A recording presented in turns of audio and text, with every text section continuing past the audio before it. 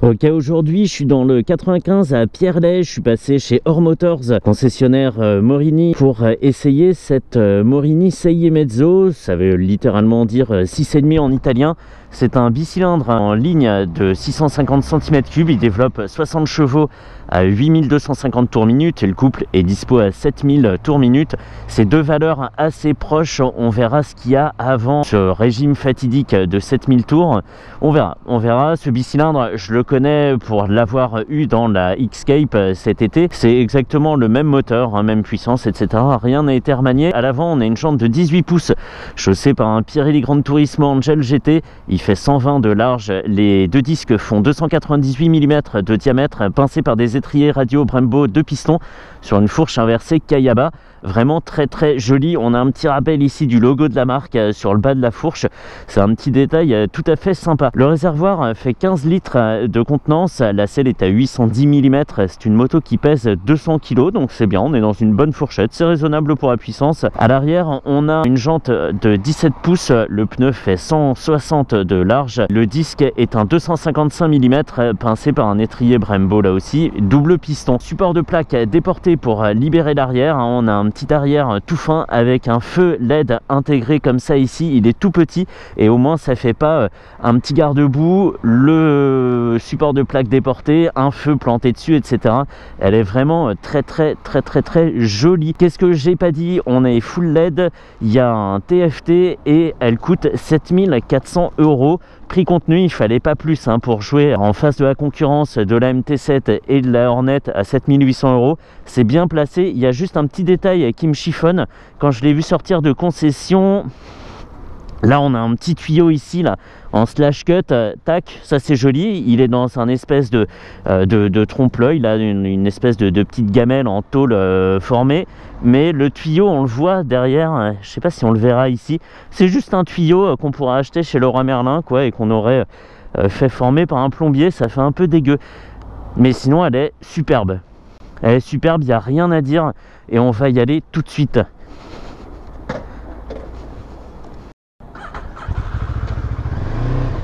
« 60 chevaux, c'est la bonne puissance. Pour emmener 200 kg, c'est sympa. Et avec une puissance atteinte à 8250 tours, c'est largement utilisable. C'est pas moi qu'on klaxonne, c'est pas moi.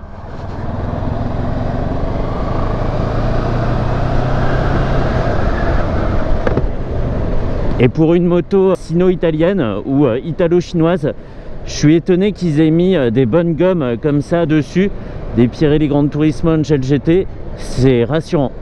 Même si moi je fais pas trop la différence des pneus, c'est quand même bien de ne pas avoir du Team Soon ou autre chose. Je suis très content. Mais c'est qu'on irait déjà vite, dis donc, on se laisse un peu entraîner par la machine. Bien, les masses sont pas particulièrement situées bas dans la machine, ni très haute, c'est plutôt au milieu, mais elle vire assez facilement. Et la jante de 18 à l'avant, même si ça paraît un choix un peu étrange sur un roadster, on a souvent 17 à l'avant et à l'arrière, ça gêne absolument pas la mobilité. Et cet écran TFT, il nous rappelle quoi? Il nous rappelle qu'on a 6 vitesses, qu'on a une zone rouge qui commence à 9000 tours et qui se finit à 12000, qu'on roule actuellement à 63 km/h.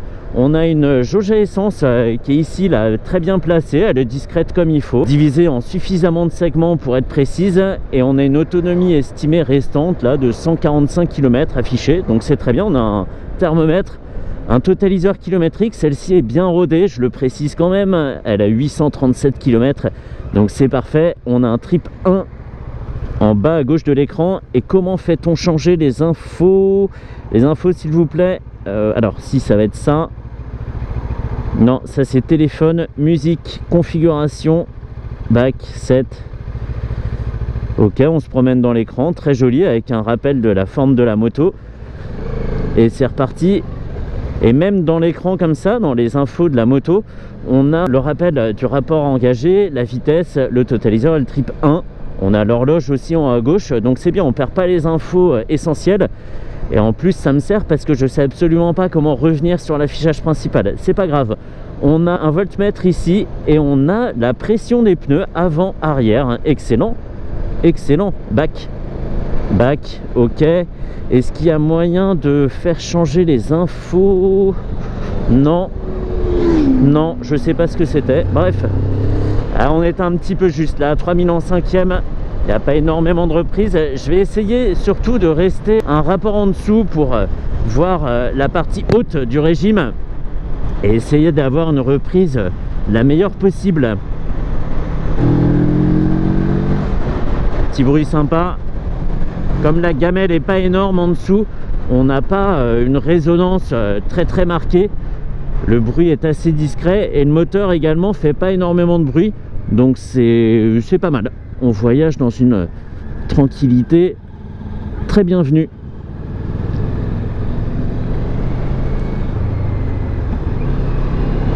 Allez, seconde, 4000 tours.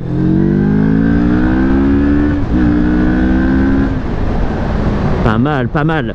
L'afficheur bascule en rouge autour du rapport engagé là, pour dire qu'on commence à s'énerver, même si on le sait déjà, hein, mais il y a une vraie attention aux détails hein. En fait, l'affichage, en plus d'être très bien organisé, évolue en fonction de l'utilisation de la moto. Et ça, c'est des bonnes choses. On ne s'est pas contenté de balancer un TFT avec des infos dessus.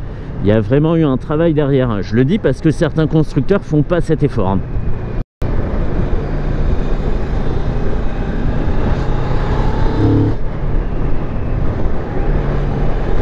La selle est un petit peu ferme, comment dire, elle est surtout très plate et assez large et du coup j'ai du mal à trouver ma place dessus. C'est un peu déstabilisant. Mais à part ça, très bien, un frein moteur assez marqué pour un bicylindre. C'est important de le dire et ça j'aime bien. On peut aussi se reposer sur le frein moteur pour ralentir en anticipant certains obstacles. Aussi appelé feu rouge et stop.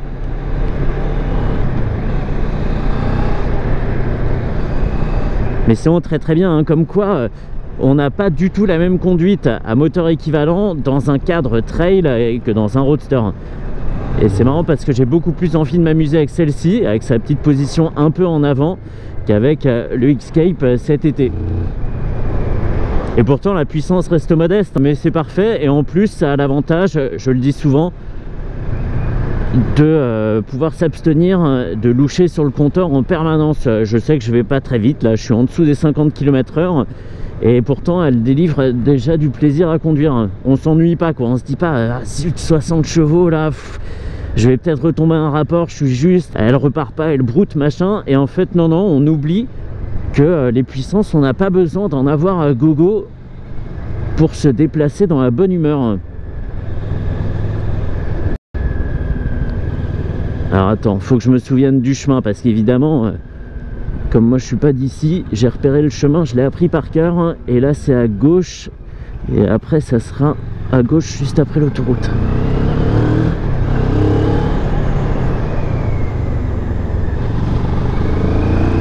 La route n'est pas un circuit, monsieur. Et de look, vraiment, elle est canon. Même si ici, dans ce rouge un petit peu profond, il y a certains détails qui sont masqués. Elle est beaucoup plus belle, je trouve, en blanc. Le design se détache vraiment de la concurrence.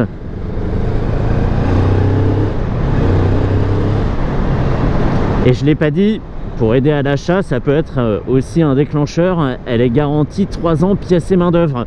Donc ça c'est bien, c'est ce qui se fait maintenant un petit peu partout, mais c'est sympa à savoir. Et je suis allé trop loin, je suis dans une impasse. Je vais en profiter, ce que je fais jamais, hop, pour montrer le phare.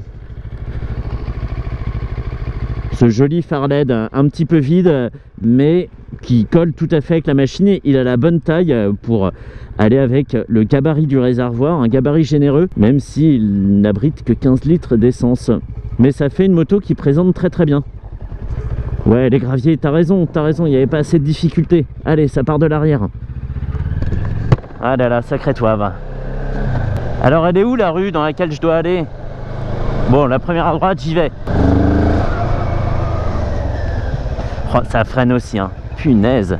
Mais c'est bien parce que ça lui apporte ce petit caractère qui manque un petit peu d'un point de vue mécanique. On peut arriver tard sur les obstacles, rentrer assez fort en virage et faire tout à fait confiance au frein qui sont, malgré le diamètre des disques sur la fiche technique, tout à fait suffisant et pas surdimensionné. Mais franchement, il y a largement de quoi arrêter la machine, et avec un mordant qui est quasi instantané. Hop, trop bien, trop bien. Mais c'est vrai qu'elle manque un petit peu de caractère. Moi, j'aurais vu arriver le couple un petit peu plus tôt, ça aurait été bien. On aurait eu le couple vers 5500 tours, ça aurait été pas mal, parce que c'est un régime dans lequel on évolue plus souvent, et ça aurait permis là de s'arracher. Voilà, avant les 6000 tours, ça aurait permis d'avoir cette petite pêche vraiment bienvenue.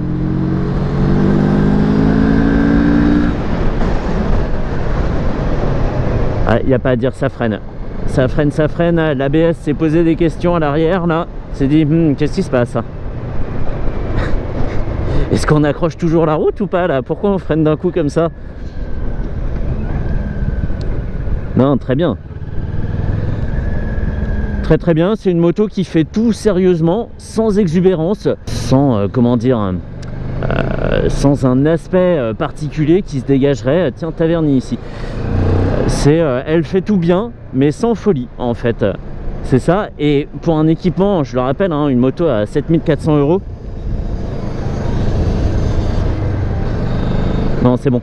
J'avais entendu un bruit comme si j'avais une feuille morte coincée dans le garde-boue, mais en fait c'est bon. Pour 7400 €, il y a un TFT, c'est full LED, il y a tout ce qu'il faut, une mécanique, une garantie. Enfin voilà, elle aurait pu être un peu moins chère pour être encore plus agressive vis-à-vis de la concurrence, mais comparée par exemple à la CF Moto 700 CLX, elle est beaucoup moins chère et elle en propose un petit peu plus, puisqu'on a justement ce TFT et cette très belle présentation, un peu moins cheap que sur la CF Moto, même si c'était très bien, mais attends, tu vas où là? Ouais, c'est bon. Ouais, faites des essais, pas chez vous, vous allez voir, c'est sympa. Et il y a aussi une version Scrambler de cette machine qui existe. Ah punaise, je me suis encore perdu. Et la version Scrambler est un petit peu plus brouillonne d'un point de vue design, mais elle a au moins le mérite d'exister. Et c'est reparti.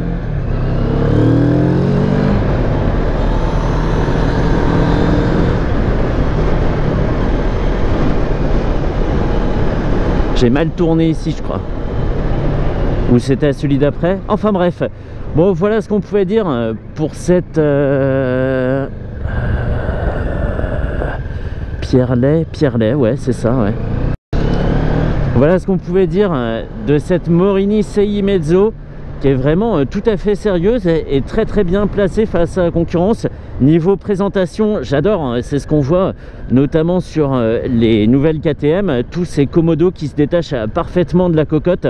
Et vraiment, ils ont fait des efforts partout où il en fallait. Il n'y a pas grand chose à dire. Et d'un autre côté, comme elle est assez discrète, il n'y a pas grand chose à dire. Il y a du bon, ça c'est vrai. Il n'y a pas de mauvais. C'est une moto qui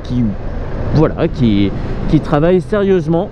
Elle pourrait se faire un petit peu plus remarquer. On aurait pu la voir un petit peu plus agressive. Bessancourt. Ouais. Allez, j'arrête de faire n'importe quoi. Et c'est comme ça, quand je suis paumé, je perds un peu tous mes moyens. C'est aussi l'avantage d'essayer toujours les motos sur des routes que je connais, c'est que j'ai pas à chercher le chemin, j'ai pas à me soucier de ce qu'il pourrait y avoir sur la route, parce que je connais exactement comment c'est fait. Et voilà ce que ça donne quand je suis pas dans mon environnement naturel. Allez, je rends sa moto au gentil commercial de chez Or Motors à Pierrelet et je me rentre. Et il devrait y avoir bientôt des nouveautés de grands constructeurs, mais ils ont tous décidé d'attendre mars-avril pour les sortir. La Transalp, la GSX-S 8S, le Vestrom 800, ce genre de choses. Pour l'instant, je m'occupe des sujets que j'avais laissés de côté. Allez go, retour maison.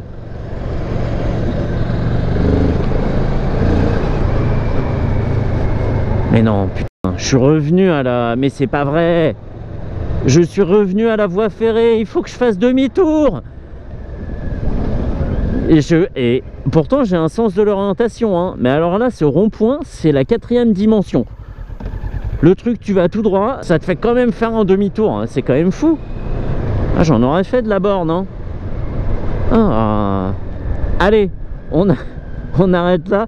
Je sais pas, franchement, si jeudi prochain il n'y a pas de vidéo, c'est parce que je suis encore ici à tourner en rond au guidon de cette moto là. J'aimerais bien rentrer chez moi quand même, j'ai des choses à faire quoi.